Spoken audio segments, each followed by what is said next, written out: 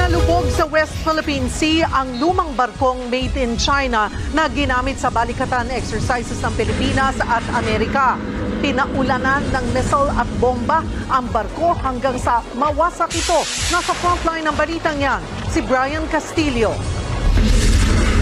Pasado alas 8 ng umaga nang sabay-sabay atakihin ng mga barko, eroplano at land assets ng Pilipinas at Amerika ang BRP Lake Caliraya. Ito ang nagsilbing target sa maritime strike exercise ng balikatan sa Lawag, Ilocos Norte kanina.